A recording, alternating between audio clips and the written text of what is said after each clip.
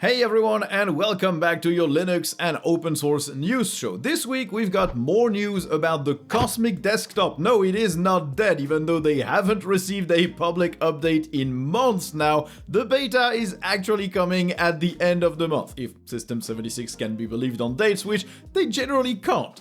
We also have more stuff about SteamOS, a brand new registered trademark from Valve, rumors that the Steam Deck 2 is really far away, but also other manufacturers picking up the slack from Valve. And we also have GNOME deciding that X11 can't really be gotten rid of right now, at least, although they still want to get rid of it later, but just not right now. We also have plenty of Linux and open source related stuff. As usual, all the links that I used are in the description, including a link to our sponsor.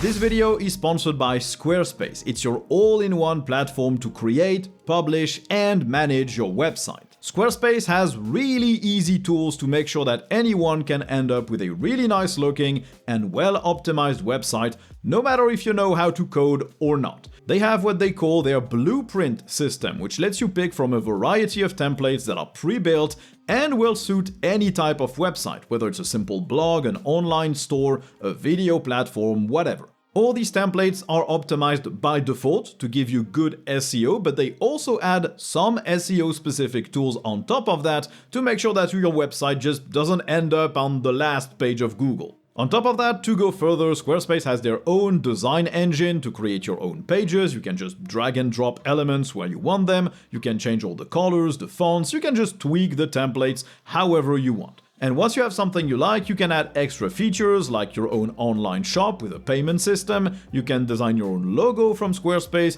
you can book your own domain name to have an easy to remember address. So check out squarespace.com/TheLinuxExperiment or just click the link in the description below and you'll get 10% off your first website or domain purchase. Okay, so it's been a minute since we've had any news of Cosmic. The last alpha released months ago, and since then there was basically not a single blog post from System 76 announcing or discussing anything, which was strange because they say the latest alpha was the final alpha, then it would be the beta, but that was, I think, in March or April. Fortunately, this week we got two announcements about Cosmic. First, we finally have a release date, at least for the beta version. They want to push it out on the 25th of September, alongside a beta of PopOS 24.04, which will still be based on Ubuntu 24.04 LTS. The naming scheme really doesn't work here anymore. This new release of PopOS will probably have a stable version at the end of 2025 or early 2026, so naming it 24.04 makes no sense. They really should change that. Now, the developers have also posted a few elements about their initial setup for the Cosmic desktop, the thing that you'll see the first time you enter a brand new Cosmic session. First, you will get a few accessibility options for scaling, for text size, for the magnifier, and the screen reader, which apparently is turned on immediately, and you have to turn it off if you don't want it, which is good, because if you need the screen reader, you want it turned on immediately. Next, you have a few visual choices with a few different color schemes being offered, light or dark, and panel customization options as well. You get to pick the virtual desktop layout if you want it vertical or horizontal, and the tiling behavior as well, because of course Cosmic comes with its auto tiling thing, so you want floating windows, do you want tiling, you can pick that. Finally, they tell you about the launcher, which lets you open apps quickly. In my experience, the Cosmic launcher, at least in the alphas, was not as solid as the GNOME Overview or KRunner, but of course they could have improved it quite a lot in the beta.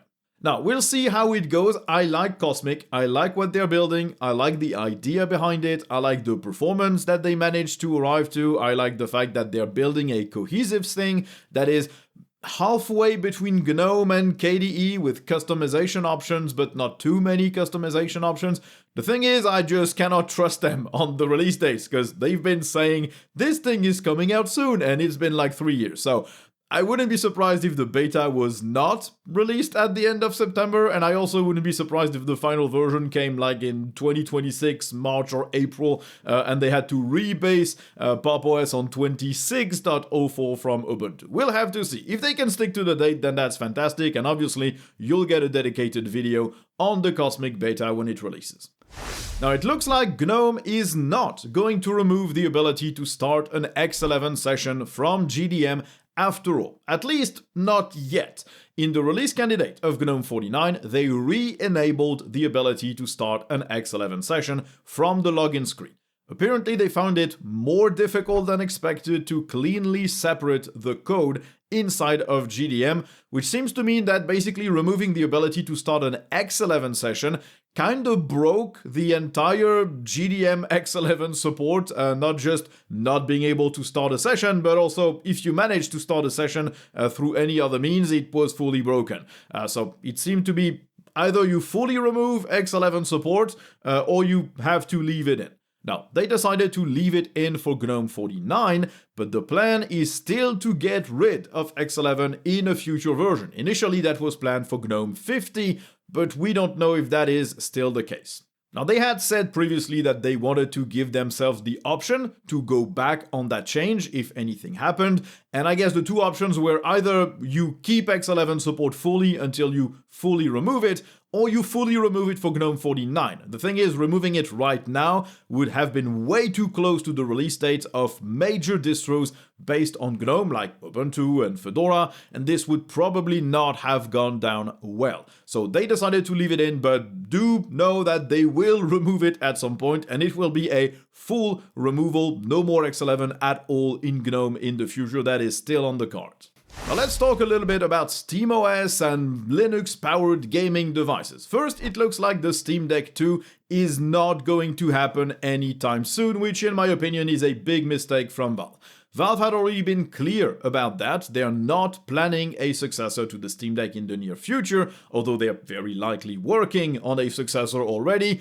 But now a leaker says that this could not come before 2028. Now, of course, it's all leaks and rumors. It is just a big pile of wishful thinking and speculation until it is officially confirmed. But apparently this person has a very good track record with sharing insider info, basing their information on GPU and CPU insider knowledge and roadmaps, and basically assuming that, hey, if a device had to come out, this is what they would base themselves on, this is what the people working at the company are looking at, and so basically calculating the time that it usually takes between the release of a system on a chip and the time you need to test it and develop a device based on it. Now, of course, we don't know if that's true, but if it is, 2028 is way too far in the future for a Steam Deck successor. The Steam Deck already struggles with the latest titles. It just cannot run recent games really well. That's not good. I know it's an indie game machine. No, it's not. It is supposed to be a flagship. It should run the latest AAA titles. That's what it was designed to do from the start. That's how it was marketed from the start. If it cannot do that, it is not able to wait 2.5 more years. That's not how things work in the gaming industry. On top of that, SteamOS and the Steam Deck have two main advantages: performance and a specific controller-friendly UI. Windows is fixing those two problems right now with the Xbox Ally, whatever it's called. If they manage to fix those things, there is literally no reason to buy SteamOS unless you're an absolute Linux enthusiast, because if you can play all the games with the same performance and a controller-friendly UI, why would you buy a Steam Deck when you could buy a similarly priced device that has more titles and a good enough experience? Steam Deck needs a successor fast, whether it comes from a manufacturer, a partner, or from Valve. I don't care, but 2.5 years, if that's the only plan, that's way too long. Now, speaking of partner manufacturers, Lenovo is looking at making more SteamOS hardware. Leaked images of the Lenovo Legion Go 2 seem to indicate that they will offer a version of it running SteamOS, just like the previous Lenovo Legion Go S that released with Windows and Valve's operating system. Critics basically saying, don't even look at the Windows version, it's garbage, just buy the SteamOS one, it's much better. Currently, Lenovo is the only manufacturer outside of Valve that produces SteamOS hardware. I would be surprised if this roster of partners did not grow a bit, but since Microsoft is working on making Windows a much better choice for these handheld gaming computers, maybe in the future manufacturers will still turn to Microsoft and Windows instead of looking at SteamOS specifically. Now, I'm pretty sure the strategy from Valve was, let's build a reference implementation to show that SteamOS is a viable system, that it can run games, and that people want to actually buy something like this. And then doing the Microsoft, which is, we're just gonna give you licenses to the operating system, some amount of support, and you as a manufacturer are going to build that hardware on top of our reference implementation. This is probably what they wanted to do. This is not what is happening though, because it's taken them so long between the release of the tech and the first partner running SteamOS on their hardware that basically all the momentum from the industry is kind of gone, and Microsoft had enormous time to catch up and will probably do so in the coming months. So hopefully more manufacturers realize that SteamOS is actually something people like and want. But if Windows has caught up with the Xbox Ally and the adapted Windows interface for handhelds, then SteamOS is kind of screwed. Now finally, still on gaming hardware, Valve registered a new trademark, Steam Frame, registered in the category of computer networking hardware, computer peripherals, and computer software, as well as game consoles and controllers, which could mean two things. Either the Steam console is coming as rumored, a home console that you plug into your TV with a brand new controller, and so basically you'd have the Steam Deck, and under your TV you'd have the Steam Frame. But Frame could also refer to glasses, in which case this would be the rumored VR headset from Valve. Honestly, I would be interested in both. If it's a VR headset, that's something I've been looking at for a while, but I don't want to buy the Index. Everything else seems really overpriced or really bad, and the PSVR 2 just doesn't have any games, so something official from Valve with all the Steam VR library could be good. And if it's a home console, I'll buy in too, because I've been looking for that as well. I've tried building my own, but honestly, the distros you can use to build a gaming console are just not very good. Now, as planned, BcacheFS is now out of the kernel. It was pretty clear this thing would not stay in the Linux kernel due to the developer being incapable of working within the confines of the Linux kernel's processes and procedures. But some people still thought that this was not definitive, that Torvalds hadn't made up their mind. At least my YouTube comments were full of people saying it's not decided yet, even though it really clearly was. So now it is confirmed. BcacheFS is marked as externally maintained, meaning yes, current users still get the code for that file system in the kernel, so if they get a kernel update, their systems don't die, but no new code will be making it in anytime soon, and nothing will be merged for the kernel 6.17. Torvald says that as per many long discussion threads, public and private, this is what's happening, implying that there was a lot of conversation around that. Of course, distros can build their kernels with this file system added as a module. It will likely be possible to add support for the latest BcacheFS development with a separate kernel. It just means users or distributions will have to do some amount of manual work. And obviously this sucks. My gripe is not with BcacheFS. It looks like it's a really fantastic file system with some very good ideas. The problem is the developer really felt that his single file system was more important than the stability and the processes of the entire Linux kernel, the biggest software project and biggest open source project in the entire world. So basically, the developer's ego made that project completely unfit for purpose for most users and left all their users by the wayside. It's on the developer, not on the kernel. Now, maybe you missed it, but Linux Mint 22.2 was released this week as well. It's the latest update to the popular distro, still based on Ubuntu 24.04 LTS or on Debian 13 if you use Linux Mint Debian Edition.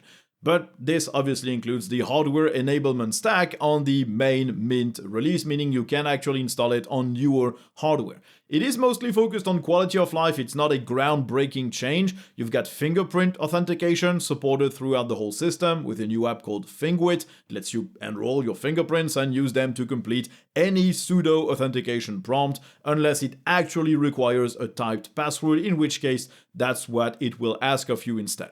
experimental Wayland support is improved, still not the default, still not fully ready, but it's coming probably next year. The default theme is now a bit more soft visually, with a bit more blue tints here and there. You get the libadapta library that helps blend the GTK4 libadwaita apps into the system with proper window controls and support for changing the color schemes inside of those apps. I tested it, it works really well on apps installed through your repos, but it doesn't work for apps installed through Flatpak. You also get Wayland support for the Sticky Notes app and an Android application that lets you sync these notes to your phone, and you have various applets being improved throughout the system as well. Now you can perform that update from your current version of Mint in your update manager. I think it's in the edit menu, and obviously the ISOs are available. You can install it. I have a dedicated video on it. You might have seen it already. If you haven't, well, it's linked in the description below. Now, if you remember that giant antitrust case in the US where the Department of Justice really wanted to break up Google, well, that's not going to happen. Google managed to avoid most crippling penalties in the latest antitrust case. Without them, they were ruled to have an illegal monopoly in internet search, but basically they're not gonna have to do anything. They won't have to sell Google Chrome, they won't have to sell Android. The judge even said that the plaintiffs overreached when asking for that sale, which is insane, and Google can still strike search deals with partners like Firefox or Apple to have Google as the default search engine. The only thing they can't do is strike exclusivity deals that make Google the only search engine in there. But let's be honest, being the default is like being the only search engine in there because people just stick to the default. They don't even know you can change it. So if Google is the default, then Google is the only option for most people. Google will also have to share some data that they have on users and some of their search index data that they use to generate their search results, but they will not have to share any ad-related data with advertisers or competitors. So basically, they don't have to open or change anything that they were doing. It is a whole lot of nothing happening here, and it is baffling. Most privacy enthusiasts or people that are opposed to the current giant big tech monopoly are absolutely baffled by this. No one really understands what happened and why the judge ruled in that way. But this means that nothing is changing on the internet. Google still has all the power. Actually, Google Chrome's market share even rose again in recent months. So yeah, that monopoly is getting bigger and nothing is being done to change it, at least in the US. Sure, Google got a gigantic fine in the EU, but they don't care. Those fines just don't amount to anything for them. It's just super disappointing. I don't understand how anyone could conclude that, yes, there's an illegal search monopoly, but there's nothing Google has to do to change that. It's insane. Now, KDE is finally going to get what people have been asking for ever since the first permission prompt appeared on a sandboxed application, which is Flatpak permissions in the settings that aren't like super technical with 10,000 fields that no one really understands. The UI was really convoluted around those permissions inside of KDE, really not suited to regular users, and the most useful permissions were just lost in a sea of various fields that no one could really figure out unless they really knew what they were doing. In Plasma 6.5, you will instead get a much nicer view for each application, with the simple, basic permissions like notifications, blocking sleep and screen locking, game mode or higher priority being up top, and then you get a few drop-down menus for the ability to take screenshots, to access the camera, to access location, or to set the desktop background. You also have screen sharing and controlling the pointer and keyboard remotely in there. Each dropdown has a few options. You can allow that, you can deny it, you can say to always ask if you want to grant the app permission or not, or you can say ask me once and then the permission is granted or denied and don't ask ever again. Of course, this is only for sandboxed applications, so obviously Flatpaks. For non-sandboxed ones, you will still get a few permissions. I would assume notifications, sleep and screen locking, game mode and higher priority will be there, but of course everything else is just not supported because, well, you don't have portals. And these limited permissions as well will be Wayland only, because on X11 you can't control what an app does. It has all the permissions all the time. You'll still get the permissions for sandboxed apps on X11 though, as long as they use a portal to access stuff. Now, it felt extremely obvious to have that kind of system, like smartphones have had that for like 10 years, and this should have been a thing on Linux as well, ever since Flatpak started really becoming mainstream.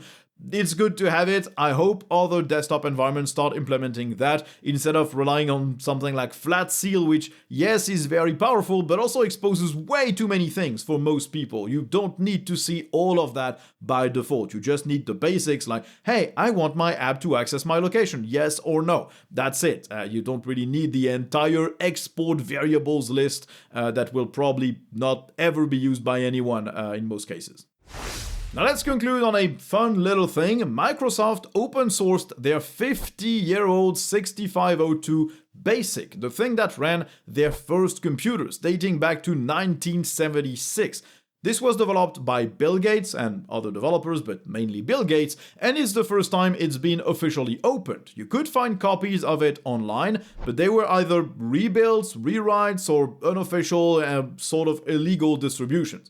Now this code is under the MIT license, so it's fully free software, and if you're wondering what exactly the use case for a 50-year-old BASIC is, it's mostly to preserve that part of computing history for enthusiasts that want to recreate these older computers or try and emulate them.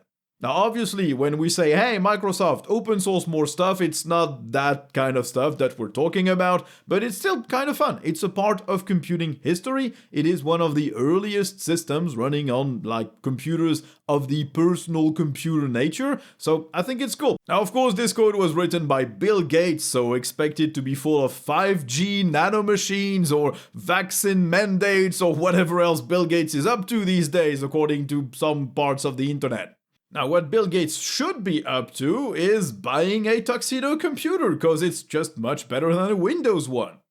Now, if you've been listening or watching anything I make or I've made for the past 3 years, you know about Tuxedo computers. They're a hardware manufacturer. They make laptops and desktops that ship with Linux pre-installed. They're based in Germany, but they ship to most countries in the world, and they have a pretty big range of devices that should cover every need and every price point. This includes changing a lot of the internals on your device, choosing the keyboard layout you want, having your own logo engraved on the lid of the laptop, and more. I only use Tuxedo devices these days. Everything you see or hear from me is created on one of their devices. I literally never have a problem with them. They're just really fantastic. So the link is in the description. You can check them out if you need a new computer that runs Linux really well. Anyway, this will conclude today's episode. I hope you enjoyed watching it or listening to it in the background. Please do click all those usual YouTube buttons, the like, the subscribe, the notification bell, whatever. You know these are super important. Leave a comment down below as well. YouTube has not been kind to a lot of Linux-related channels recently. Number of views is really down across the board, so don't hesitate to let YouTube know that you still watch or listen to that stuff, because they seem to have forgotten that we exist. Anyway, thank you all for watching, and I guess you'll see me in the next one. Bye!